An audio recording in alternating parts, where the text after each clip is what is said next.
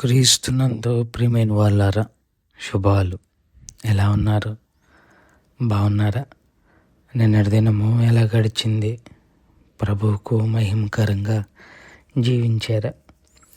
జీవించినట్లయితే ఆయనకు స్తుతులు. లేని ఎడల ఆయన మనల్ని క్షమించునుగాక.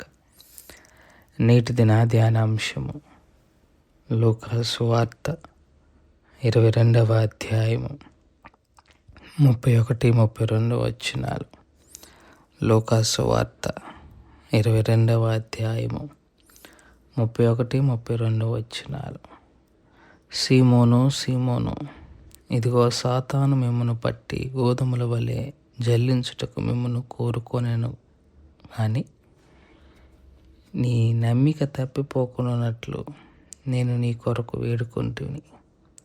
నీ మనస్సు తిరిగిన తర్వాత నీ సహోదరులను స్థిరపరచమని చెప్పెను.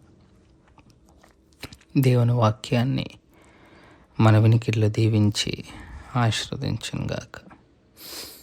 చదవబడిన వాక్యాన్ని జ్ఞాపకం చేసుకుంటే,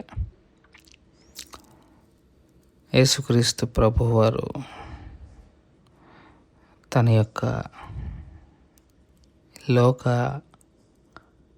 జీవితంలో చివరి రోజుల్లో, చివరి గడియలు అని చెప్పచ్చు, చివరి గడియల్లో ఉన్నప్పుడు తన శిష్యులను అన్ని విషయాల్లో సిద్ధపరుస్తూ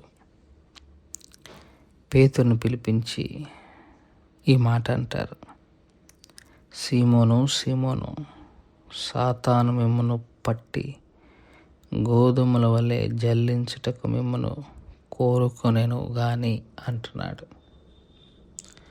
నిజమే,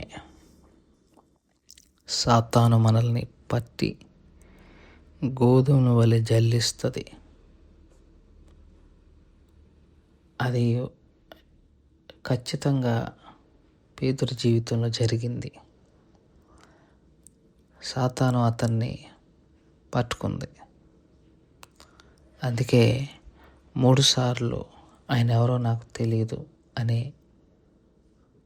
స్థాయికి పేతురును తీసుకొని వెళ్ళిపోయింది. ఇది యేసు ప్రభు వారు ముందుగానే చూశారు, ముందుగానే దాన్ని గ్రహించారు. ఎగ్జాక్ట్గా ఏ విధంగా సాతాను అతన్ని జల్లిస్తుందో కూడా చెప్తారు.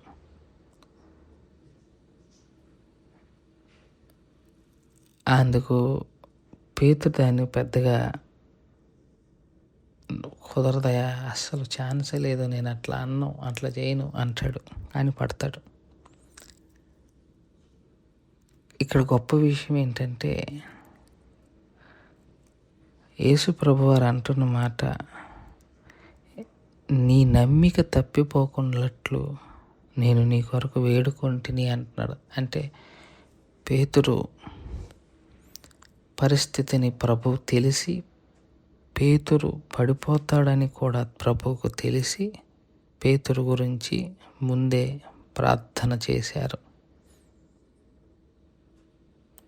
తద్వారా పేతురు యొక్క విశ్వాసము చెదిరిపోకుండా మనస్సు నిలిపిన తర్వాత నీ సహోదరుల్ని స్థిరపరచుమని మళ్ళా పేతురికి దేవాది దేవుడు ప్రభువు ఆజ్ఞాపిస్తున్నట్టుగా మనం చూడవచ్చు. కనుక ఈ ఉదయకాల సమయంలో ప్రియమైన వారులారా, సాతాను మనల్ని పట్టి గోధుమల వలె జల్లించటానికి అనునిత్యం సిద్ధంగా ఉంటారు. అయితే ప్రభు మనల్ని కాపాడటానికి అనునిత్యము ప్రార్థిస్తూనే ఉంటారు. ఆ విషయాన్ని మనం గమనించాలి. ఒకసారి జయించిన తర్వాత అక్కడ ఒక మాట అన్నారు, నీ మనస్సు తిరిగిన తర్వాత అంటున్నాడు. పడిన మనసు తిరగాలి ఆయన వైపుకి. పడిన చోటే ఉండకూడదు, పడిన చోట పడిపోయి ఉండకూడదు. మనస్సు తిప్పుకోవాలి ఆయన వైపుకు. ఏదో ఒక సమయంలో ఆయన వైపుకు మనసు తిప్పుకోగలిగితే ఆయనే మనల్ని స్థిరపరిచి, బలపరిచి, నిలబెట్టగలిగిన దేవుడు అన్న విషయాన్ని ఉదయకాల సమయంలో మనసులో ఉంచుకోవాలని ప్రభు పక్షంగా విజ్ఞప్తి చేస్తూ ఈ మాటలను ఇంతటితో ముగించుకుంటున్నా. దేవుడు దీవించి ఆశీర్వదించును గాక. ప్రార్థన చేసుకుందాం. మమ్మల్ని మిక్కిలిగా ప్రేమించిన మా పరలోకపు తండ్రి, మీ పాదాలకు స్తోత్రాలు. చెప్పబడిన వాక్యాన్ని బట్టి మీకు స్తోత్రాలు.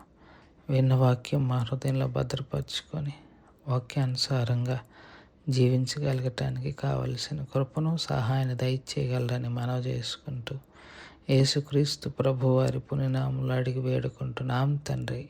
ఆమేన్. God bless you.